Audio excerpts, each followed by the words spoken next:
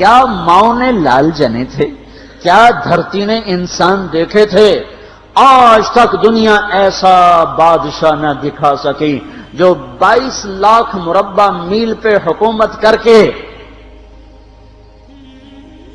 مسجد میں جھاڑو دے رہا ہو، جو 22 لاکھ مربع میل پر حکومت کر کے پانی کی مشق کندھے پہ اٹھا کے بیوہ عورتوں کے گھر میں گھڑوں میں پانی بھرنے جا رہا ہو۔ امیر المومنین کہاں جا رہے ہو؟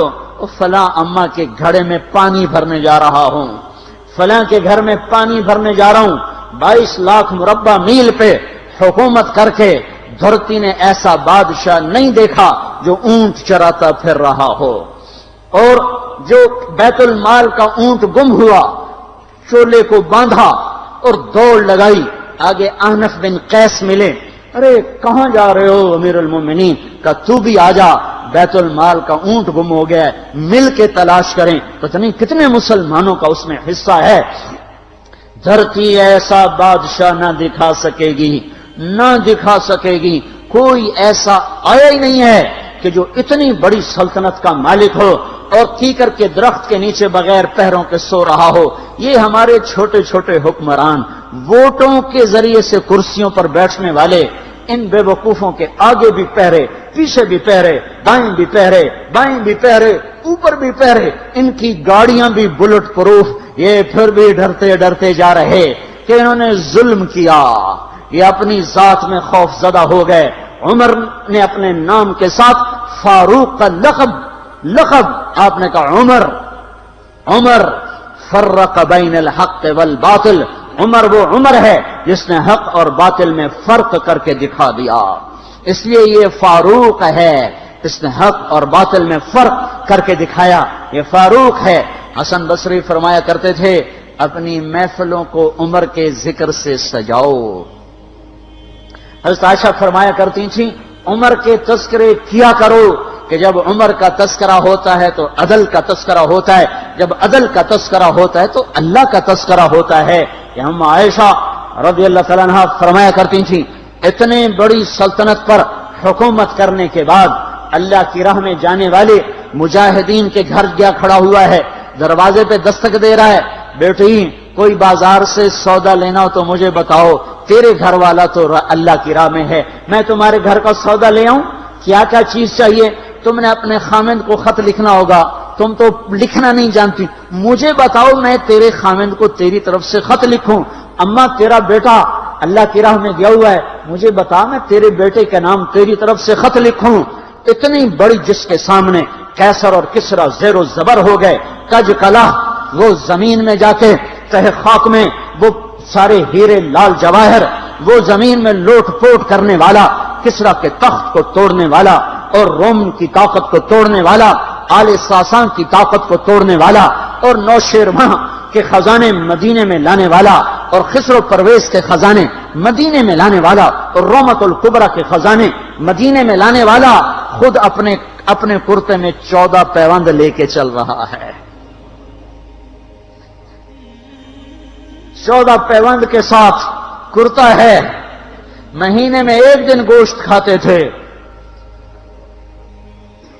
وہ روٹی کھاتے تھے کہ عام آدمی حلق کے نیچے نہیں لے جا سکتا تھا۔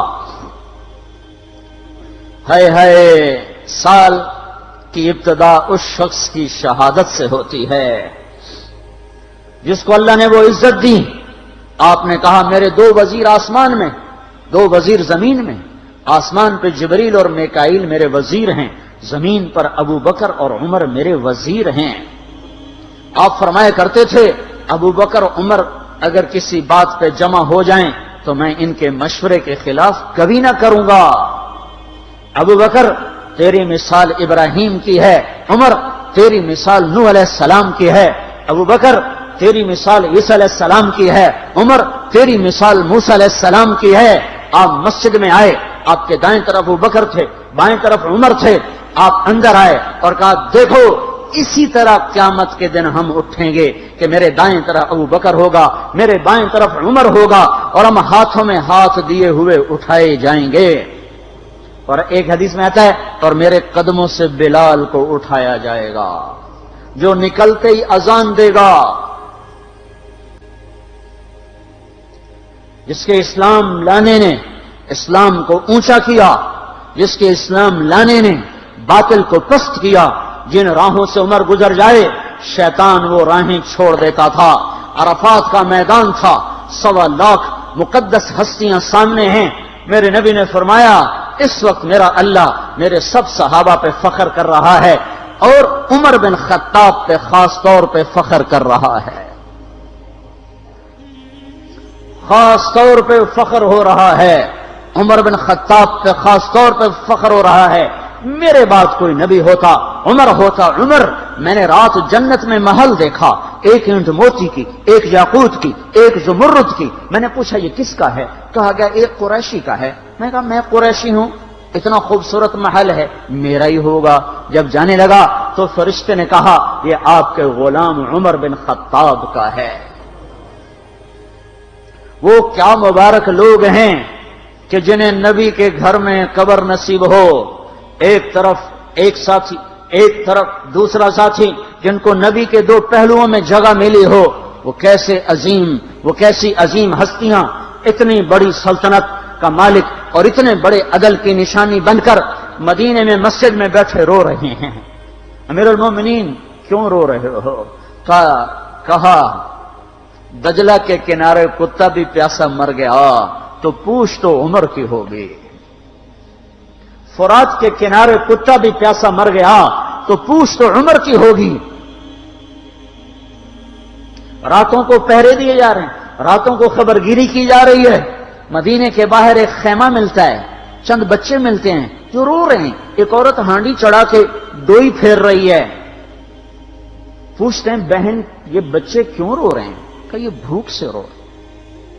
ہانڈی میں کیا ہے؟ پانی، کچھ بھی نہیں۔ کیوں چڑھایا ہوا ہے؟ بہلانے کے لیے، سو جائیں گے روتے روتے۔ میرا اور عمر کا اللہ کے ہاں فیصلہ ہوگا۔ تو عمر کی ہچکیاں بن گئیں کہ عمر کو بہن تیرے حال کی کیا خبر؟ کہ پھر ہمارا بادشاہ کیوں بنا ہے؟ اگر ہمارے حال کی خبر نہیں لیتا تو ہمارا خلیفہ کیوں بنا ہے؟ پر لگ گئے، بیت المال سے سامان نکالا، بوری بھری، سر پہ اٹھائی، کمر پہ اٹھائی۔ غلام اسلم نے کہا میں اٹھاؤں؟ کہ قیامت کے دن بھی میرا وزن تو اٹھائے گا۔ اسی طرح بھاگے ہوئے آئے، پنیر نکالا، آٹا نکالا، گھی نکالا، شہد نکالا، ڈال کے ہانڈی میں نیچے آگ، خود دھواں، گیلی لکڑیوں میں پھونکے مار مار مار آگ جلائی، حلوہ تیار کیا، پھر پلیٹوں میں ڈال ڈال کے بچوں کو کھلایا۔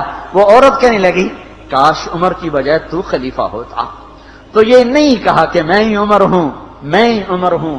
فرمایا جب کل تو امیر المومنین سے ملے گی تو مجھے بھی وہیں دیکھ لے گی، مجھے بھی وہیں پا لے گی۔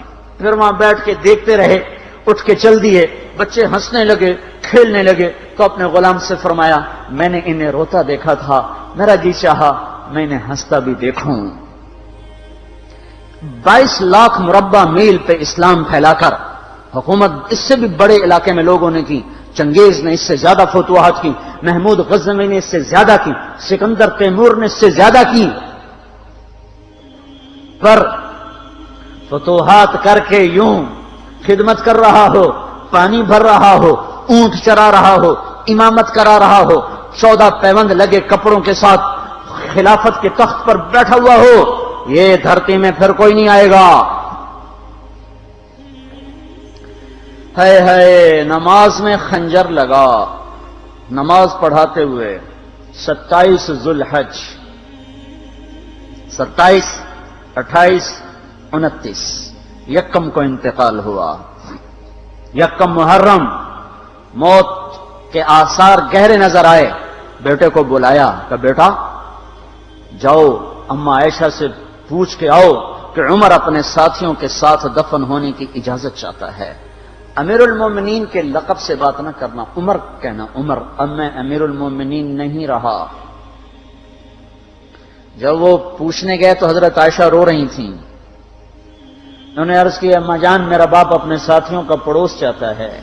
انہوں نے فرمایا یہ جگہ تو میں نے اپنے لیے رکھی تھی، لیکن اگر عمر چاہتے ہیں تو ان کو مجھ پر فضیلت ہے، میں ان کے لیے دستبردار ہوں۔ انہوں نے واپس آ کر خوشخبری سنائی، مبارک ہو اجازت مل گئی۔ کہ نہیں شاید میرے شرم میں اجازت دی ہو، جب مر جاؤں تو مجھے دوبارہ دروازے کے سامنے رکھ کر پھر جا کے پوچھنا، اس وقت اجازت ملے تو پھر لے جانا، ورنہ مجھے بقیع کی طرف لوٹا دینا۔ اتنے میں حضرت علی آئے، پریشان دیکھا، عمر کیوں موت سے ڈر گئے؟ کہ نہیں، موت کے بعد کی گھاٹی سے ڈر رہا ہوں۔ کہ ڈرو نہیں، میرے ان کانوں نے سنا ہے اور اتنی دفعہ سنا ہے کہ میں گن نہیں سکتا کہ اللہ کے نبی فرمایا کرتے تھے ابو بکر اور عمر جنت کے بڑی عمر کے لوگوں کے سردار ہیں۔ آپ نے فرمایا تو اس بات کی گواہی دے گا؟ کہ میں بھی دوں گا، میرا بیٹا حسن بھی دے گا۔ امام حسن بھی ساتھ تھے۔ کہ میں بھی دوں گا، میرا بیٹا حسن بھی گواہی دے گا۔ پھر بھی ہے جو جنت کی بشارتیں لیے ہوئے ہیں، 10 مبشرہ، ابو بکر جنتی، عمر جنتی، عثمان جنتی، علی جنتی، طلحہ جنتی، زبیر جنتی، ابو عبد الرحمن بن عوف جنتی، ابو عبیدہ بن جراح جنتی، سعید بن زید جنتی۔